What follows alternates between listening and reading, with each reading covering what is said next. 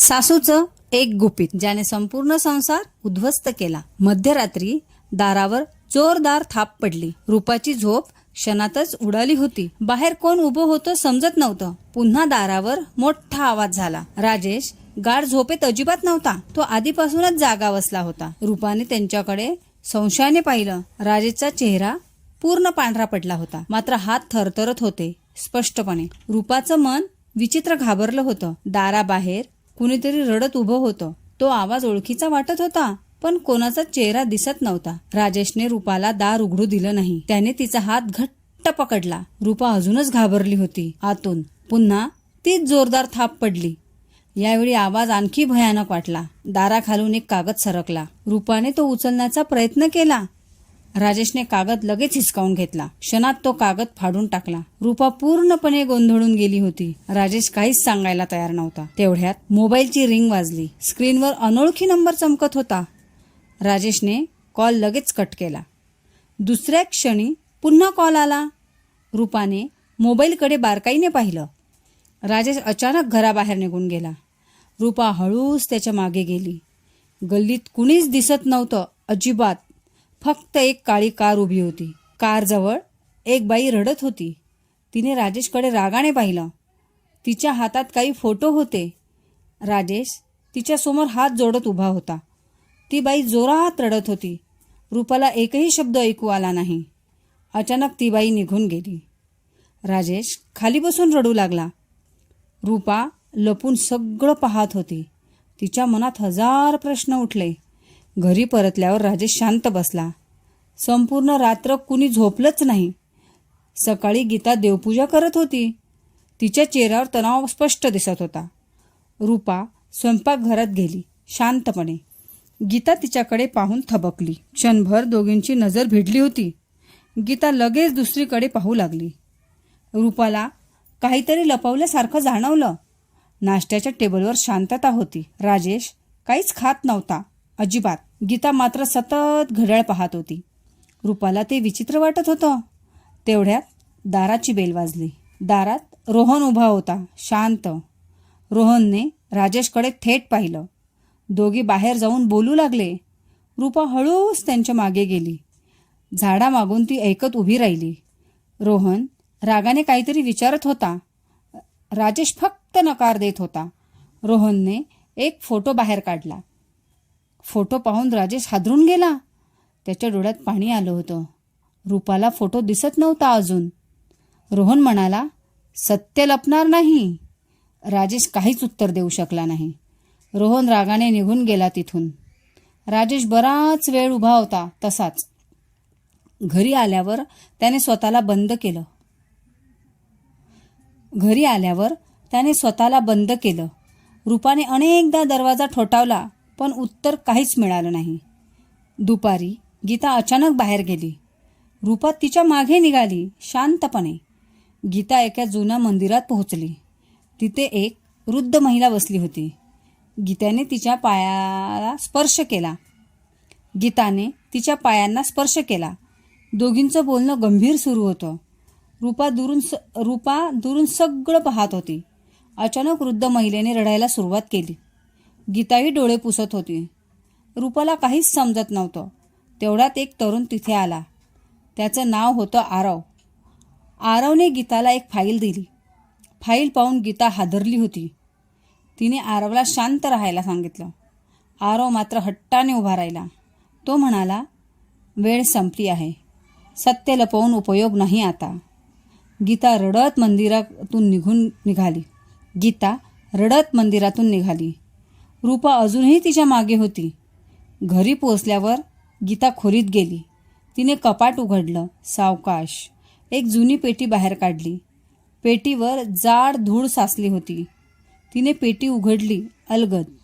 आत जुने फोटो होते. काही पत्र काळजीपूर्वक बांधलेली होती. एक सोन्याची साखळीही ठेवली होती. गीता ती साखळी पाहून रडली. रूपा दारातून सगळं पाहत होती. अचानक गीता मागे वळली. रूपा घाबरून तिथून निघाली. संध्याकाळी वैशाली घरी आली. ती गीताची जवळची मैत्रीण होती. दोघी बराच वेळ कुजबुजत होत्या. रूपा पुन्हा ऐकण्याचा प्रयत्न करत होती, फक्त काही शब्द स्पष्ट ऐकू आले. रूपाला अजून काही कळलं नाही. राजेशचं आयुष्य संपून जाईल हे ऐकून रूपा हादरली होती. तिच्या पायाखालची जमीन सरकली. रात्री पुन्हा एक कॉल आला. यावेळी रूपानेच कॉल उचलला. समोरून शांत स्त्रीचा आवाज आला. ती म्हणाली, तू रूपा बोलतेस? रूपाने होकार दिला, घाबरतच. ती स्त्री पुन्हा बोलू लागली, तुझा नवरा निर्दोष अजिबात नाही. तुला मोठा धोका आहे पुढे. सगळ्यांवर विश्वास ठेवू नकोस, विशेषतः तुझ्या सासूवर कधीच नाही. कॉल लगेच बंद झाला. रूपाच्या हातातून मोबाईल पडला. तेवढ्यात मागून गीता उभी होती. तिने सगळं ऐकलं होतं. गीता काही क्षण शांत राहिली. मग ती हळूच म्हणाली, उद्या तुला सगळं सांगणार आहे, पण आज कुणालाही विचारू नकोस. रूपा पूर्ण रात्र जागी होती. राजेशही झोपला नव्हता अजिबात. पहाटे अचानक पोलिसांची गाडी आली. संपूर्ण परिसर जागा झाला होता. 2 पोलीस थेट घरात आले. त्यांनी राजेशचं नाव घेतलं. रूपाचं हृदय जोरात धडधडत होतं. गीता घाबरून मागे सरकली. पोलीस म्हणाले, आम्हाला चौकशी करायची आहे. राजेश शांतपणे त्यांच्यासोबत निघाला. निघताना त्याने रूपाकडे पाहिलं. त्या नजरेत हजारो वेदना होत्या. रूपा रडत दारात उभी होती. तेवढ्यात पोस्टमन एक लिफाफा देऊन गेला. लिफाफ्यावर रूपाचंच नाव लिहिलं होतं. तिने थरथरत्या हातांनी तो उघडला. त्यात फक्त एकच ओळ होती, तुझ्या लग्नाचं सत्य अजून सुरूही झालेलं नाही. रूपाच्या हातातून पत्र खाली पडलं. तिचे डोळे पूर्ण भरून आले. त्या एका वाक्याने जग बदललं. ती बराच वेळ निश्चिंत उभी राहिली. गीता तिच्याकडे शांतपणे पाहत होती. काही बोलण्याची तिची हिंमत नव्हती. रूपाने पत्र पुन्हा उचललं हळूच. मागच्या बाजूलाही काही लिहिलं होतं. सत्य शोधायचं असेल तर ये. खाली एका जुन्या पत्त्याचं नाव. रूपा पूर्ण गोंधळून गेली होती. राजेश पोलिसांसोबत निघून गेला. घरात फक्त शांतता उरली होती. गीता देवघरासमोर बसली होती. तिच्या ओठांवर सतत प्रार्थना होती. रूपाने अखेर धाडस करून विचारलं, आई, हे सगळं नेमकं काय आहे? गीता डोळे मिटून रडू लागली. ती काही क्षण बोललीच नाही. रूपाचं संयम संपत आलं होतं. अचानक गीता उठून आत गेली. ती जुनी लोखंडी पेटी आणली. तीच पेटी रूपाने बाहेर पाहिली होती. गीताने ती सावकाश उघडली. आत जुने कागद ठेवले होते. काही काळे पडलेले फोटो होते. एक हॉस्पिटलची फाईलही होती. रूपाचं हृदय जोरात धडधडलं. गीताने पहिला फोटो पुढे केला. त्या फोटोमध्ये राजेश होता. त्याच्यासोबत एक अनोळखी स्त्री होती. दोघे खूप आनंदात दिसत होते. रूपा हादरून मागे सरकली. तिच्या डोळ्यात अश्रू आले. गीताने शांतपणे सांगायला सुरुवात केली, ही मुलगी होती तन्वी. राजेशचं पहिलं प्रेम खरं होतं. दोघं लग्न करणार होते लवकर. दोन्ही घरांनी परवानगी दिली होती. सगळं सुरळीत सुरू होतं. पण अचानक एक अपघात झाला. त्या अपघाताने सगळं बदललं. तन्वी अचानक बेपत्ता झाली. तिचा मृत्यू झाल्याचं सांगितलं, पण मृतदेह कधीच सापडला नाही. राजेश पूर्णपणे तुटून गेला. त्याने अनेक महिने शोध घेतला, मात्र काहीच हाती लागलं नाही.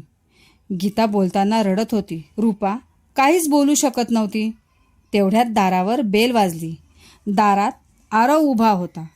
त्याच्या चेहऱ्यावर तणाव स्पष्ट होता. त्याने रूपाला बाहेर बोलावलं. दोघे घरापासून दूर गेले. आरवने आजूबाजूला पाहिलं. कोणी नसल्याची खात्री केली. मग तो हळू आवाजात म्हणाला, तुम्हाला जे सांगितलं गेलं त्यातलं अर्धच खरं आहे. रूपा त्याच्याकडे पाहत राहिली. आरवने मोबाईल काढला लगेच. त्यात एक जुना व्हिडिओ होता. व्हिडिओ सुरू होताच रूपा थबकली. स्क्रीनवर तन्वी दिसत होती. ती रडत काही सांगत होती. जर हा व्हिडिओ पाहत असाल तर माझ्यावर विश्वास ठेवा. माझा अपघात झाला नव्हता. मला मुद्दाम लपवलं गेलं होतं. रूपाच्या अंगावर काटा आला. आरवने व्हिडिओ बंद केला. तो म्हणाला, अजूनही उशीर नाही. सत्य बाहेर यायलाच हवं. रूपाने विचारलं, कोणी केलं? आरव शांत झाला काही क्षण. तो म्हणाला, मला पुरावे हवेत. पुरावे मिळाले की सांगतो.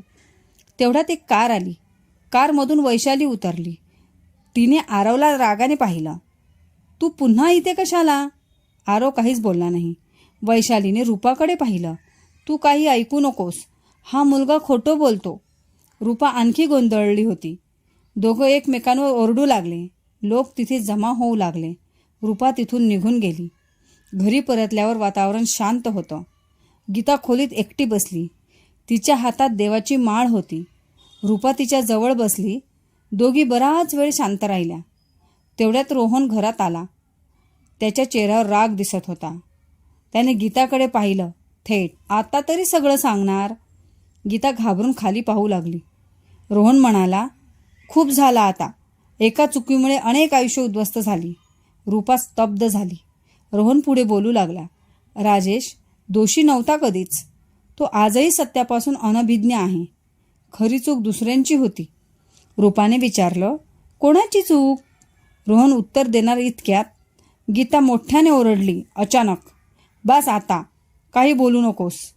मीच सगळं सांगणार आहे. घरभर शांतता पसरली. गीताने थरथरत्या आवाजात सांगितलं, 20 वर्षापूर्वी एक मोठी चूक. त्या चुकीने अनेक नाती मोडली. एक निरपराध मुलगी हरवली. एक प्रेमकथा संपली कायमची. एक आई आयुष्यभर रडली. आणि आज त्याची शिक्षा सगळ्यांना मिळत आहे हळूहळू. रूपाने विचारलं, ती मुलगी कोण? गीता डोळे मिटून म्हणाली, ती मुलगी म्हणजे तन्वी. रूपा पूर्ण हादरून गेली. तेवढ्यात घराबाहेर मोठा आवाज झाला. सगळे धावत बाहेर आले. दारात एक काळी कार उभी होती. कारचं दार हळूच उघडलं. त्यातून एक स्त्री खाली उतरली. तिचा चेहरा अर्धा झाकलेला होता. ती हळूहळू घराकडे चालत आली.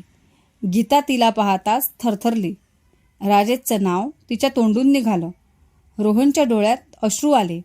रूपा त्या स्त्रीकडे पाहत राहिली. त्या स्त्रीने चेहऱ्यावरचा पडदा काढला.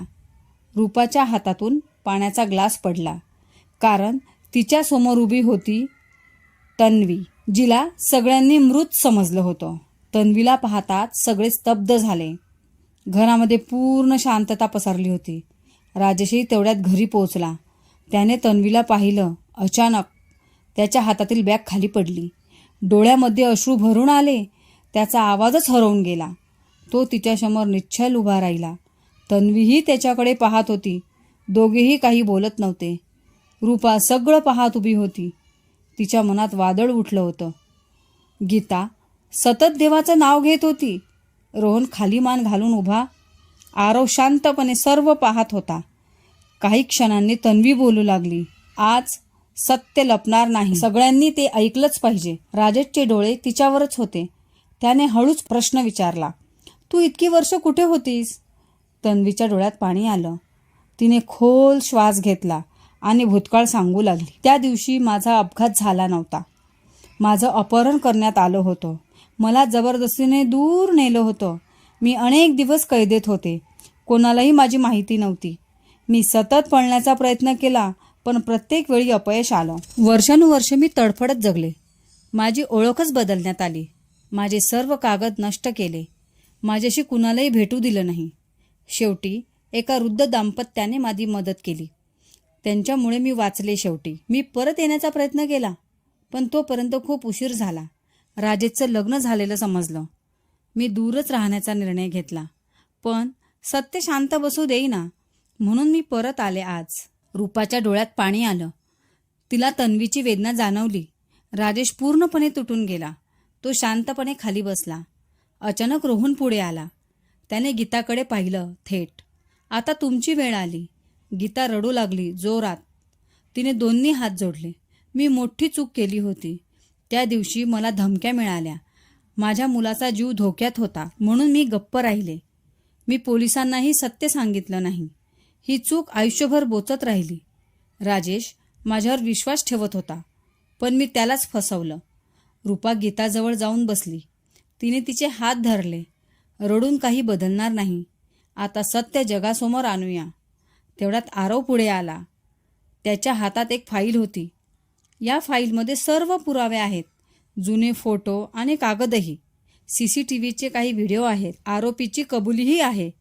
सगळे आश्चर्यचकित झाले होते. आरवने फाईल पोलिसांना दिली. पोलिसांनी पुरावे तपासायला सुरुवात केली. काही तासांनी निकाल आला. खरा गुन्हेगार सापडला होता. तो दुसरा कुणी नव्हता, प्रणवच त्या कटामागे होता. संपत्ती मिळवण्याचा त्याचा डाव. त्यानेच अपहरण घडवलं होतं. सगळे त्याच्याकडे पाहू लागले. प्रणव पळण्याचा प्रयत्न करू लागला, पण पोलिसांनी त्याला पकडलं. त्याने शेवटी गुन्हा कबूल केला. माझ्या लोभाने सर्व नातं मोडलं. माझ्यामुळे अनेक आयुष्य उद्ध्वस्त झाली. मला माफ करा, शक्य असेल तर. कोणीच काही बोललं नाही. प्रणवला पोलीस घेऊन गेले. घरामध्ये पुन्हा शांतता पसरली. राजेश रूपाकडे पाहू लागला. त्याच्या डोळ्यात अपराधीपणा होता. रूपा हळूच त्याच्याजवळ आली. तिने त्याचा हात धरला. तुझी चूक नव्हती राजेश. तू सत्यापासून दूर होतास, पण तू कधी खोटा नव्हतास. राजेश रडू लागला जोरात. तन्वी हसत त्याच्याकडे पाहत होती. ती म्हणाली शांत आवाजात, प्रेम म्हणजे फक्त मिळवणं नसतं, कधी कधी सोडणंही प्रेम असतं. आज माझं मन शांत झालं. रूपा, तुझी खूप काळजी घे. ती खूप चांगली मुलगी आहे. राजेशने तन्वीसमोर हात जोडले. मला माफ कर, शक्य असेल तर. तन्वीने त्याला थांबवलं लगेच. तुझी काहीच चूक नव्हती.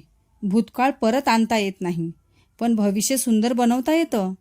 गीता तन्वीच्या पाया पडली. तन्वीने तिला उठवलं प्रेमाने. आईसारख्या माणसांनी रडू नये. आता आपण नव्याने जगूया. सगळ्यांच्या चेहऱ्यावर हलकं हसू आलं. अनेक वर्षांचं ओझं उतरलं. घरामध्ये पुन्हा आनंद परतला. रूपा आणि राजेश नव्याने जगू लागले. गीता शांत आयुष्य जगू लागली. रोहन आणि आरव नेहमी सोबत राहिले. वैशालीने सर्व गैरसमज दूर केले. साक्षीने संपूर्ण कुटुंब एकत्र आणलं. पिंकूने घरात पुन्हा हास्य फुलवलं. काळाने सगळ्या जखमा भरल्या, पण त्या दिवसाची आठवण कायम. सत्य कितीही उशिरा समोर आलं तरी शेवटी त्याचाच विजय झाला. लोभाने नाती तुटतात कायमची. विश्वासाने संसार पुन्हा उभा राहतो.